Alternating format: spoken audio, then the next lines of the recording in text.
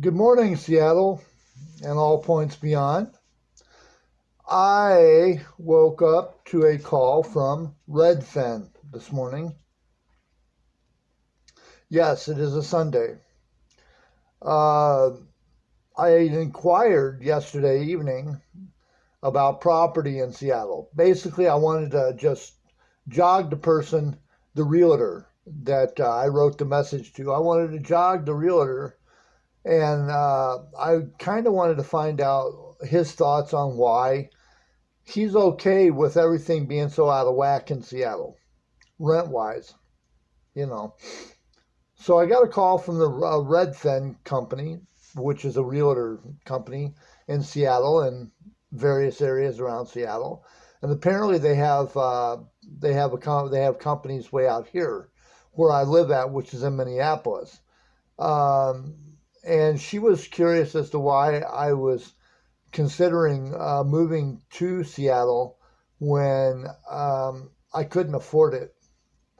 And I asked her, well, what do you mean I can't afford it? And she said, well, apparently from your call um, and how disgusted you are with the rent as high as it is there, housing market and such, that you're one of those people that can't afford it. And I said, it's not that I can't afford it. I don't want to have to afford it. I shouldn't have to afford it. And she said, oh. And then as I got to talking to her for a minute, she said, oh, your phone's breaking up. I can't hear you. And I'm like, yeah, okay. Yeah, that that figures. That she would say that because I was starting to condemn her company, the company that she works for. And Redfin is basically a major player out there. A lot of people work for Redfin or they sell houses through Redfin.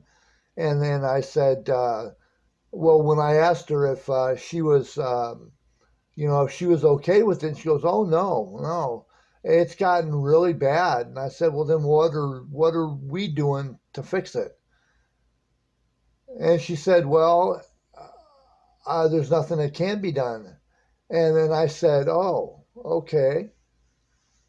I said, so basically what's happening is the transplants that are all moving to Seattle are pushing all the older residents, all the original Seattleites out of Seattle. I said, so what is Seattle going to become now? She goes, oh, New York, San Francisco, whatever we want it to be. Hence the phrase, whatever we want it to be, which means that she's okay with everything, that she's not really hurting. She's one of the few that can afford to live there and be okay with it. So I told her that in 2021, I had planned on moving back to Seattle before then, that I had also planned on running for mayor in 2021, and that I was going to fix the housing market. I was going to bring the cost of living drastically down, and that I was going to fix the homeless problem because all the transplants that are moving to Seattle are gumming up the works and they're destroying the look of the neighborhood. They don't care about Seattle. They don't give a shit about the look of Seattle. Seattle spent almost 100 years trying to look a certain way and keep that look. Seattle wants to stay a certain way. And all of you transplants that are moving to Seattle, yes, all of you that don't give a shit about Seattle, that don't care about how beautiful it is, don't care about its resources, because as I read in an article, one of the guys that wrote this article that's in Seattle said that they're they're raising the hills, which means that they're doing away with the hills and adding loads and loads of stuff on it.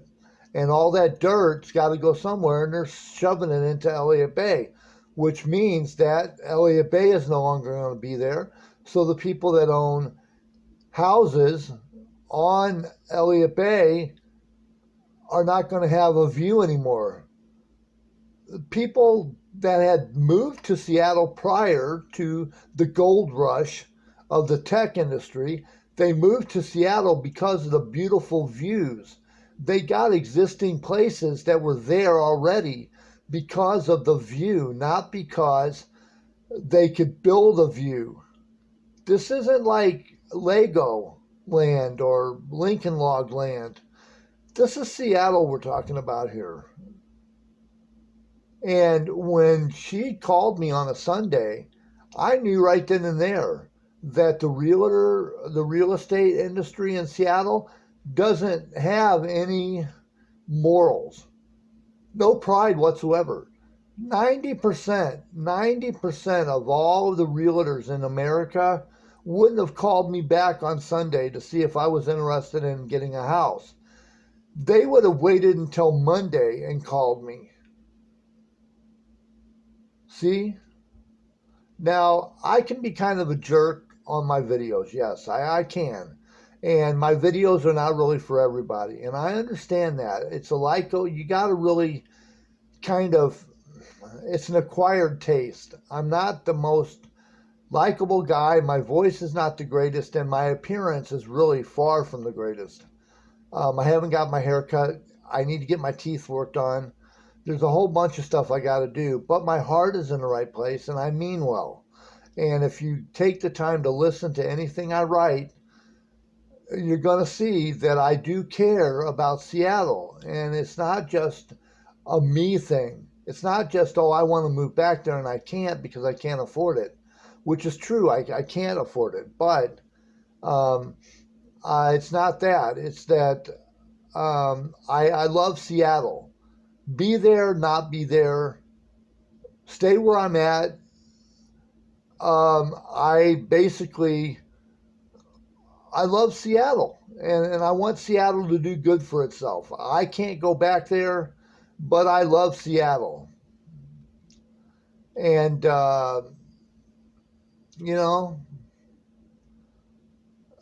it's like I've been exiled out of Seattle. First it was family issues, then it became rental issues. It got too expensive to move back. So I live in where I live at now, and I admire Seattle from afar. But the transplants and everybody else that lives there that have been there for a short time, and I'm saying 20 years, which basically that is a short time. You guys are gumming up the works and destroying the view. Anyway, that's just a small ranty video that I wanted to do this morning on Sunday because I was upset and frustrated that when she didn't like what I was saying, my phone became our connection started to break up, she said. I could hear her just fine. She couldn't hear me. That was par for the course. So I took that as a cue to leave. So I just hung up, left her hanging. And anyway, that's been just another video that I'm going to post. This has been All Things Considered because I consider all things. Have a great day, Seattle, and all points beyond.